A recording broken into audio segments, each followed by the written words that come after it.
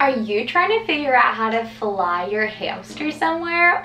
Or maybe you're just simply curious. Well, in today's video, I'm going to be sharing with you my entire journey of how I imported 8 purebred winter whites from the UK all the way to America coming up. You guys were so nice in the last video about me not wearing makeup, so I thought today you get another one of those videos. I wanted to take you guys along and really share the story of my journey of trying to figure out how in the world to fly hamsters safely to the US. So I'm going to share with you the whole story. So grab some coffee, grab some tea, because I am going to give you the long story long, because I try to do long story short and it never works. So here we go. So it all started in February of 2022, and Valentine's Day was coming up, and Michael was asking me, which is my husband, what I want for Valentine's Day, and I decided that I wanted a winter white hamster. And so as I asked Michael for a winter white hamster, he continued to say no, because we had chinchillas at the time already, but I had my whole middle school up until my adult life, I'd always owned a hamster, and so I really wanted to own another hamster, because after dating Michael, and my hamster passed away when I was dating Michael, I kind of got distracted with falling in love, as one would. And so I just kind of forgot about the love that I had for hamsters, because he distracted me for a while. And so then after we got married, our first Valentine's Day, I was like, I want a hamster. I thought about how fun it would be to have a hamster with Michael, and for Michael to love a hamster because he'd never had one before.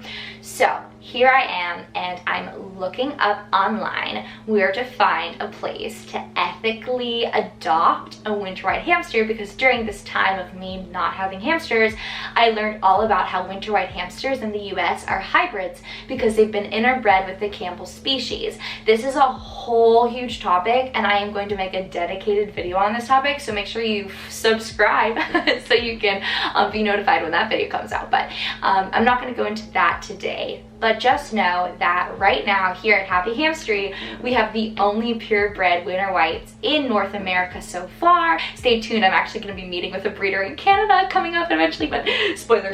But what was I saying? Oh yes, so I'm looking online and I'm just like, okay, where is there an ethical breeder that I can get a winter white hamster from? So I'm on my little computer and I look, and literally the only person I can find is a person whose hamster is called Holden Hills Haven, something like that. And so I reach out to her, no response, and I start getting into the hamster community more and more. Come to find out that she's kind of been MIA for a while, and so all of the other ethical breeders in the US are only breeding Syrians. Nobody's breeding Robos, nobody's breeding Chinese, nobody's breeding Campbells, and nobody's breeding winter whites ethically. And I was like, how can this be? There are 5 domesticated species and we've only chosen one of them. And so I am a dwarf hamster lover. I've personally never owned a Syrian hamster, so I can't speak for Syrian hamsters exactly, because I've actually never tried a Syrian hamster. But when it comes to the dwarfs, and then finding out that not only do Campbells and winter whites have an extra problem, I mean, their genetics are even worse off than the other hamsters bred in rodent mills, because they literally are hybrids of another species.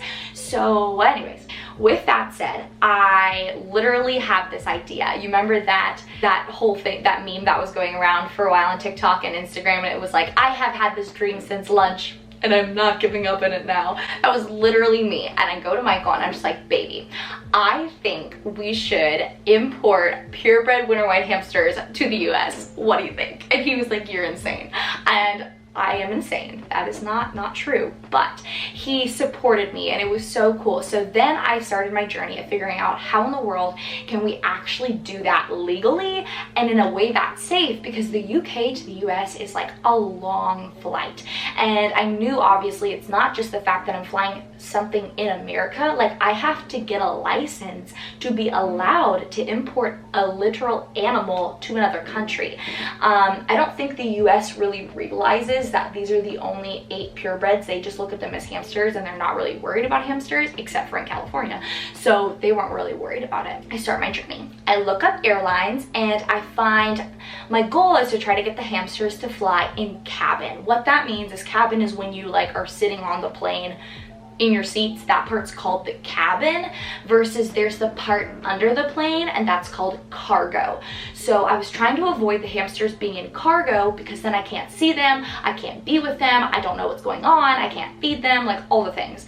But in the cabin, I would literally have them literally by my feet and I could check on them, give them treats, make sure they're chilling okay. I just felt more in control of the situation that way. So I reached out to a bunch of airlines and I eventually stumbled on British Airways. British Airways allowed you to have animals in the cabin with you. So that's what really, I guess, brought them to my attention. All the other airlines we called, it's the funniest thing ever. They don't know their policies on hamster flying. All of the people I would talk to would give me different answers. Like, it was literally crazy. They'd be like, yeah, that's fine. They'd be like, no, that's not fine. They're like, your hamster needs a vaccine. I'm like, ma'am, hamsters don't get vaccines. Like, that's not a thing. So it was the funniest thing ever, but it was also, in like, now looking back, I laugh at it, but in the moment, guys, I was like so stressed because I didn't know how to do this and I was figuring it out all by myself. British Airways had told me that I could have the hamsters fly in the cabin and I was so excited for that. So then I started sorting out what container I would safely keep them in during that flight. All come to find out. So I ended up finding out that hamsters cannot be in the cabin, which is in the plane, for a transoceanic flight. So what that means is any flight that's like over the ocean that isn't within the country has to be in cargo. So then I was like, okay, that's totally fine. Like, how do I get tickets for my hamsters to fly in cargo? Because by the way, you have to get a separate ticket for every hamster. So then they tell me that they don't do the cargo. They have a separate company who does the cargo. So it's like British Airways Cargo or something like that. I don't know, something like that. So then I was like, okay, that makes sense. So then I call this place and they will not answer me. Then finally they answer and they're like, sorry, you have the wrong number. Like, who does that? Literally, they gave me the number and it literally was British Airways Cargo from the website. So maybe they just have their website also wrong, but it was literally, they told me it was the wrong number. So then I was like so stumped. I was like, okay, God, I don't know what to do. How am I supposed to figure this out? Then I started thinking about it. I was like, okay, if I was a human living in the UK and I had to move to America and I wanted to bring my pet with me, what would I do? So I started thinking there's got to be some sort of like pet shipping company that does like literally specializes in moving pets from one country to another country. And so I look up online and I reach out to a couple for quotes as to how much that would be. And finally I pick one and it's called AIA Pets. We get paired with a lady who actually has a hamster, and so it was so fun. So she understood my passion for hamsters and she was super helpful.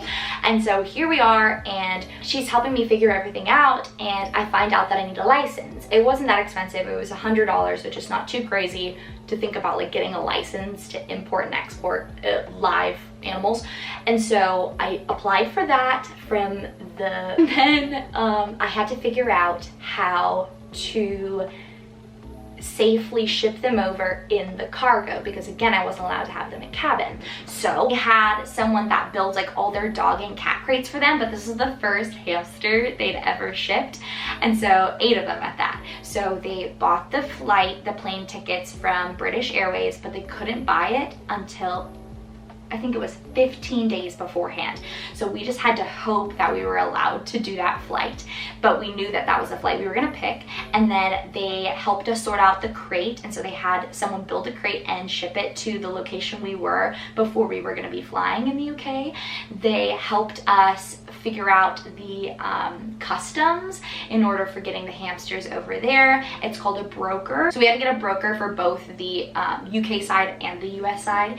And so there was that. And then we had to pay for a vet visit for each hamster because they had to get a fit to fly certificate. So what this means is they just, I guess, need to have a health check to make sure that they are fit to fly and that they won't have a heart attack, or that they're just like, their body's like not ready to fly, or they're too young or whatever. So they went to the vet. Guys, when I tell you that fit to fly certificate is so bogus for hamsters, it was so bogus.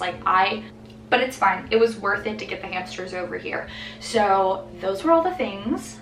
Let me think, what else is there that I can tell you? So yeah, they built this huge crate for the hamsters, and the hamsters are supposed to be in their own little containers, which they should be. But the things that were separating their different little boxes in the large crate was just chicken wire. If you've ever seen chicken wire, it's literally a bunch of small little grates that are open, like their literal paw could fit through the little tiny squares. And so I was like, crap, they're literally gonna attack each other during the 6-hour flight from, we were in London. So from London all the way to New York, and I was like, this is not going to work. But then we were with this wonderful lady in the UK. She has a hamster. It's called oh boy, I always mispronounce this. I'll just put her down below. It starts with an E, so you guys can go check her out. But she was so amazing. She helped us out so much and helped us with our hamsters, keeping them there while we were in the UK because we couldn't keep them where we were staying.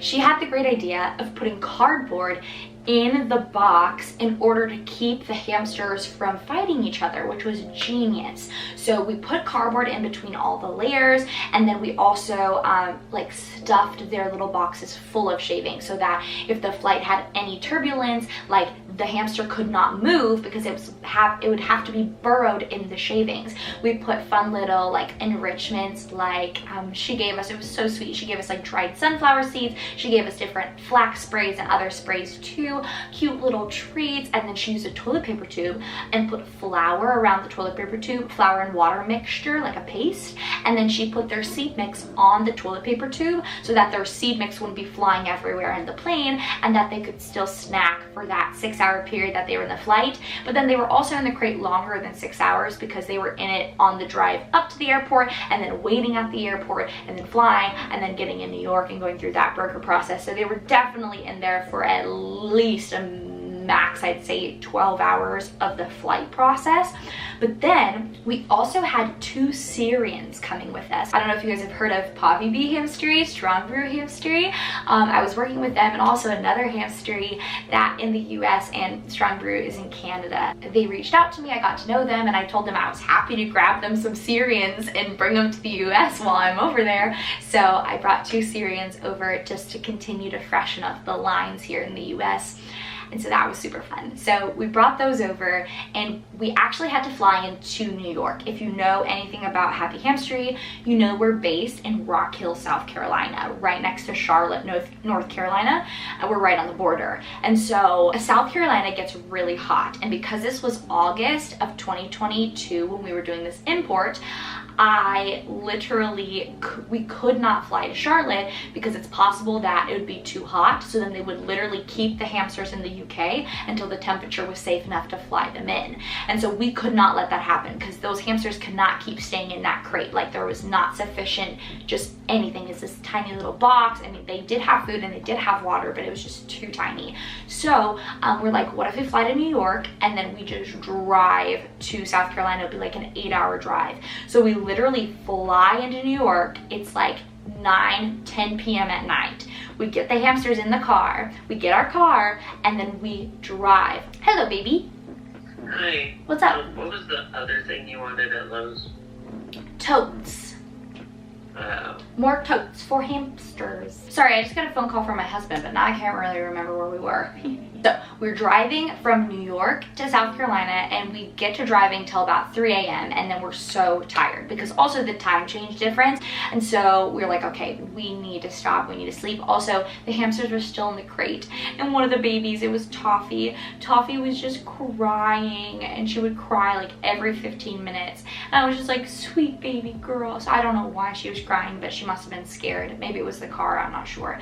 But finally we get to a hotel, a La Quinta Inn. in. So, funny story, my camera actually died when I was filming that last part, and now it's another day because it took a while for my camera battery to charge. So hi guys. I think we were at the part of the story where I was talking about the hotels. We get to about 3 a.m. and we're so tired, so we stop at a pet-friendly hotel, which was so fun because then we brought the hamsters in, and as I was walking in, side story, there was a snake literally on the sidewalk and it scared me so bad. I was just like, oh my gosh, I could have died. Oh, but anyways, I have no idea if it was venomous or not, but side story. Here's the crazy part. As we opened up the lid, I saw red in the shavings, like in some of the shavings, and I was like, oh no. I was like, what if one of the hamsters like chewed through the wire and attacked one of the other hamsters and one of the hamsters died? Like, I was so worried. So I'm like trying to figure out who got injured. So I'm like picking the hamsters out, looking at them, setting them in another cage, looking at like just going so fast. And then come to find out, just one of the sticks that we had put in there had been like dyed with berry juice or something like that. So one of the water bottles leaked into the bedding, which caused the wooden stick to release the dye onto the shavings. Oh my gosh. So all the hamsters were fine, but it scared me so bad. And it made me so sad because then I was like, crap, how long were they sitting in wet bedding? Like, that just really stinks. But sadly, there was nothing we could do about that.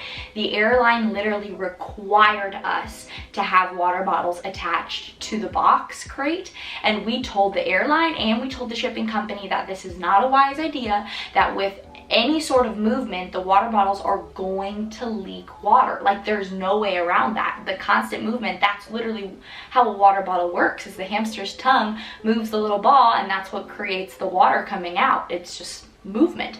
So anyways, they still required us to do that. So Michael and my way around that was to just try to fill up the water bottle like only just like a little bit of the way, so that if it did leak, it'd just be a little bit of water. But oh my goodness, that still scared us so bad. And I guess that kind of concludes the story. We drove the next day through Virginia. We stopped at Poppy Bee Hamstery and gave her the 2 Syrian hamsters, and they're within the Syrian hamsters, they're gonna pass those 2 boy hamsters along. If you follow Poppy Bee or Strong Brew, the hamster's name is Boots and Goggles. So those are the 2 boys. And then we drove home and the rest was history. We built all the cages. Most of them were pre-built already because we wanted to prepare. I think we had 1 left to build, so we did it that day. And they all got to go in their little taming enclosures, which means they had like a minimal bedding, like 2 to 3 inches, so that we could make sure we could check on them every day, that everything was fine with like their bodies, with the trip. We were able to weigh them every day. We just needed to have easy access to them to make sure that their health was okay. And it was also a great way to bond with them. And just a quick tip, if you ever get a new hamster or you've rescued a hamster, it's always recommended not to give them like 6 to 10 plus inches of bedding in the beginning, in the start. It's best to give them minimal so that you can continue to check on them and make sure that they didn't bring in any illnesses, as well as you want to just make sure that they don't hide away and are so afraid that they don't ever come out to eat. The breeder we met with in the UK, that was the one that helped us get all of our hamsters here at Happy Hamstery. Oh my gosh, one of the babies is staring at me. Hello. So cute. But anyways, she told us a crazy story of one of her adopters came to her and was like, hey, our hamster literally only explores one part of the cage, and you know, her food and water are there. And so the adopter, in hopes to help the hamster explore the rest of the cage, moved the water and the food dish to the opposite side of the cage, and then literally a week later the hamster died. And it was because the hamster was so afraid to come out of the burrow to go get the food on the opposite side. I think it was an IKEA Detolf, so if you know anything about those cages, they're skinny and long. So the hamster's burrow was on this side, but then the hamster's food and water was on this side. Isn't that such a sad story? So it just goes to show you that proper hamster care is so important, but I think most times we view proper hamster care as like giving them so much bedding and giving them so much enrichment and making their cage so crowded, and that's super important. But sometimes in the beginning you want to be really careful with how much bedding you give them, so that you can monitor their health and you can monitor them, and that they can also get to know you so that they feel safe. I should have included that in my tips, bonding with your hamster tips, which I didn't, but if you were interested in watching that video, I'll pop it up here in the card so you can watch it. But yeah, so I think that's the story. Tips for you if you're trying to fly with a hamster. If you're in the US and you're trying to fly somewhere in the US, or same thing if you're in the UK and you're trying to fly somewhere in the UK, try to drive instead of flying. But if you have to fly, there are a lot more options when you're in the same country, flying to another place in the same country. You can usually keep them in cabin for a small fee of like $75 to $125, just like a single fee for one hamster. And then you just have certain guidelines that you have to follow in regards to what type of crate they're in and how big it is. They actually have literal regulations, but it's mainly based off of a dog. And so the animal has to be able to like stand up and has to be able to fully turn around. So obviously a hamster is smaller, so a smaller crate, a hamster is going to easily be able to do that. But they have just certain regulations like that you have to follow, and then you're good to go. I know specifically Frontier is a $75 fee. American Airlines I don't think was an option. I would just do your research and look into that. It's definitely a wild goose chase sometimes, because a lot of times the staff just doesn't know what their policies are when it comes to rodents, because they literally don't experience anyone being like, hey, can I fly my hamster to blah blah blah. So there's that. If you're interested in me making a video on how much it costs to import the hamsters from the UK to the US, give this video a thumbs up, and let's see if we can get to 100 thumbs up. I will make a video breaking down how much it cost us, everything from the hamster plane tickets, the vet visits, the import costs, the custom box, the customs in New York, the customs in the UK, oh my goodness, all the things, the import license, like everything. I can give you guys a breakdown of that and just give you kind of an inside peek into how much that costs if you were ever interested in doing that, or if you're just simply curious. If you're interested in taking better photos and stepping up your Instagram hamster photo game, you should watch this video next, where I break down my entire process from step A to step Z on how I take the photos, set up the photos, edit the photos, and post them on Instagram. So you should watch this video next. See you over there.